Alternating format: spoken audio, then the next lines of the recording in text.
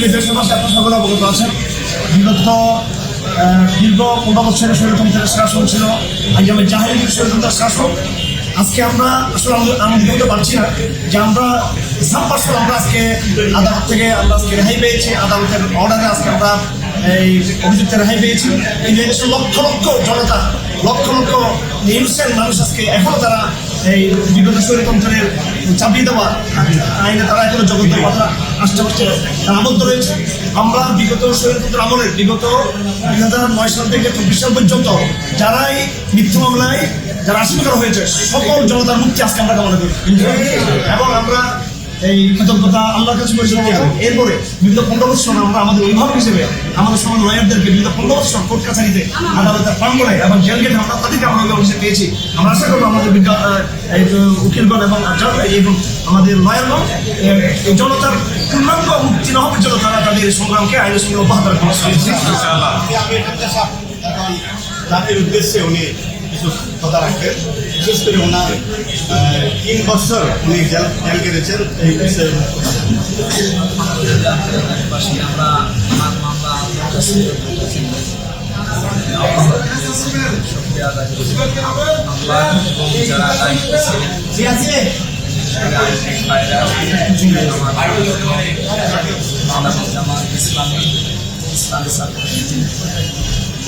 বিশেষ করে জেলখানা থেকে শুরু করে আমার বাড়ি পর্যন্ত সবচেয়ে বেশি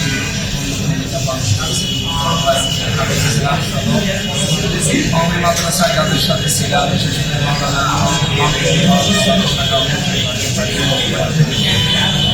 ধন্যবাদ জানাচ্ছি। এবং হেফাজতে ইসলাম বাংলাদেশের যে আরেকজন আমাদের সাথে ছিলেন তাদের কাছ থেকে যা পেয়েছিল ইখলাসের সাথে সামনে যেন আমরা পালন করতে পারি সেটাও আমাদের বিরুদ্ধে যারা মামলা দিয়েছে আমার মনে হয়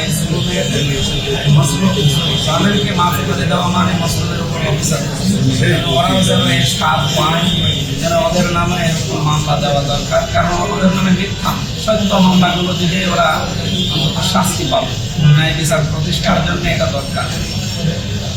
যারা আছেন আগামীতে এরকম সাবধান না দেখায় তারা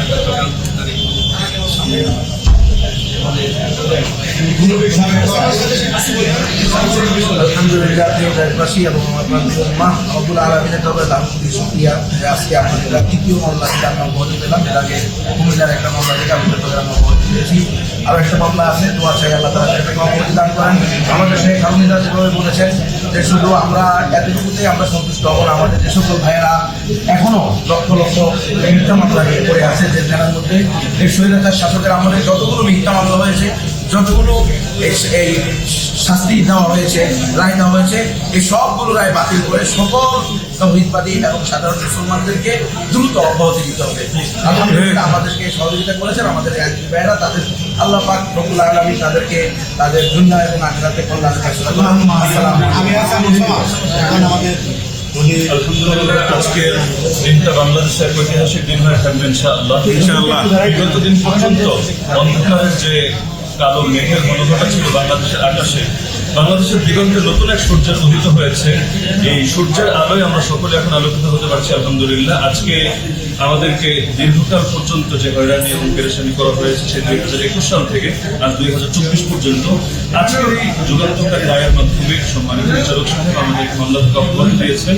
এজন্য প্রথমে আল্লাহ শুকরিয়া আদায় করি। আর আমাদের যে আইনজীবী পরিষদরা আছেন যাদেরকেও আমি মনে করি এই নতুন প্রজন্মের মুক্তিযোদ্ধা এবং এই সকল আন্দোলনে আমাদের সকল সংগ্রামে যারা আমাদের সহযোগী ছিলেন, আমরা আগামীতেও তাদের হাতগুলোকে শক্তিশালী রাখবো এবং ইনশাআল্লাহ আর কখনো যাতে বাংলাদেশে নতুন কোনো স্বৈরাচার না আসে এবং কোনো আলেম ওলামা থেকে শুরু করে কোনো তৌহিদি জনতা, কোনো মুসলিম সাধারণ ব্যক্তিত্ব যাতে এই জাতীয় কোনো মামলায় হয়রানি না হয়, পেরেশানি না হয়, সেই আমরা এজন্য সর্বাত্মক চেষ্টা করব এবং জালেমের কফিনে শেষ করে করবো ইনশাআল্লাহ, যাতে করে ফেরাউনের যুগের অবসানের পর মুসা আলাইহিস সালামের যুগে সে আলোকিত সার সকলে আস্বাদন করতে পারে।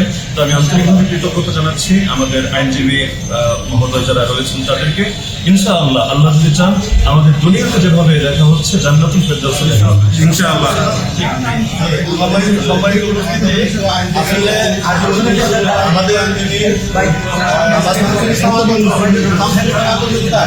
আমাদের এই মামলার ভিত্তিক ট্রাইব্যুনালটা